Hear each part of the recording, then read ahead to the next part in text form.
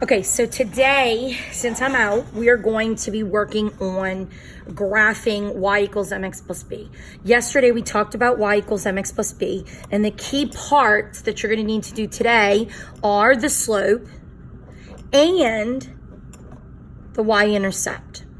And you learned what those parts were yesterday, and you've also seen them in your notes if you need to reference that. So when we look at these graphs, we see some relationships. We see the y-intercept because that's very clear right there where it intercepts the y line. And we also can easily pinpoint the 2 points that will give us the slope, which is the rise and the run. And so we're easily able to get those two pieces. The same with letter B. We can pinpoint the y-intercept and the rise and the run, which is 3 to -1.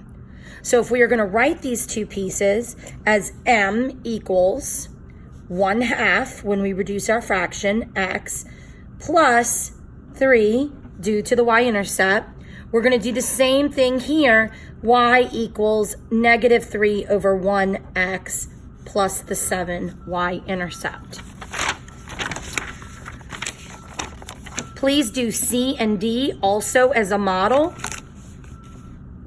Get your rise over run and get your y-intercept, which is here. So we know that we have our y-intercept and our slope. And the same goes here, slope, y-intercept. Remember that the negatives go with the number when it's the y-intercept. So now we want to take it to a further step. We want to be able to graph it. We need to be able to do it quickly. We can't sit here and count all these boxes and put the points. We need to know exactly where we're going to get this equation on the line. That's why they call it slope-intercept form. It gives you the two things you need, the slope and the intercept, to graph. I call it my graphing form. When it is written like this, I can easily put it on a graph. If it's in standard form, ax plus by equals c, it's a lot more difficult, which is why we practice changing standard to slope. So now to graph, here's your steps. First step is to plot the y-intercept. So I'm going to label pieces of my graph. And I would go ahead and copy this in my notes. You can stop and start the video as needed. And label parts of equation. So I have my y-intercept, which is my b, and I have my slope, which is my m. So now I know the two pieces I need. The first step I'm going to do is I'm going to put a dot on my y-intercept, or on b, which is my y-intercept. So my y-intercept is 1. So I'm going to place a dot. Now remember, y-intercept is always going to be on your y-axis. The next step is to hold my pencil on y-intercept. From there, do rise over run and place second point. Okay, so let's see what happens there. I'm going to take my pencil and I'm going to hold it on the y-intercept. Then I'm going to look at my rise over run. It's rise 2, run 3. And I'm going to place a second dot.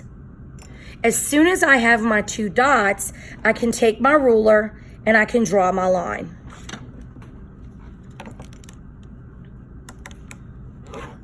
Just like that. And you want to go all the way across the graph. I do not want to see a line segment. I want to see all the way across the graph. So let's go to the second model and you'll see it more in action. And remember, you can always write down your criteria of mastery by pausing the video and putting it in your notebook. So here we go. For the next model, I'm going to label my M and label my B, remembering that that -2 is going to travel with the 2. I'm going to start with my y-intercept, and I'm going to place a dot where my y-intercept is, and I'm going to hold my pencil on the y-intercept.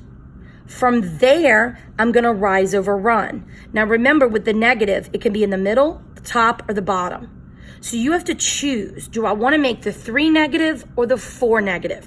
I always do the first one and get it over with.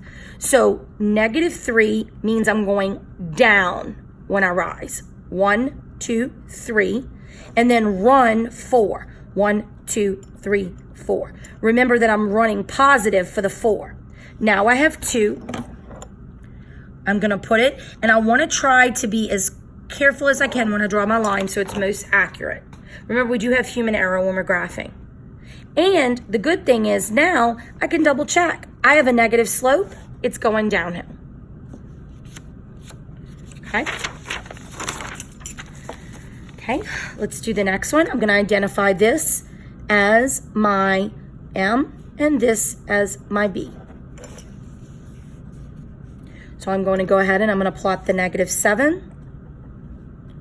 Rise 4. 1, 2, 3, 4. Oh, wait a minute. I don't have a number on the bottom. But I do. It's a 1. So I'm going to go over 1. Take my ruler and draw my line. Okay. So from there, I want you to do numbers 1A. I also want you to do B and number 2.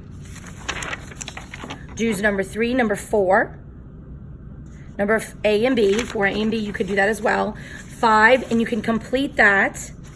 And go ahead and do number 3 after that. And you can stop after number 3 on page 116. Once you're finished with that, you are going to do the graphing page and the page on slope formula. And then we'll catch back up on this when I come back on Monday.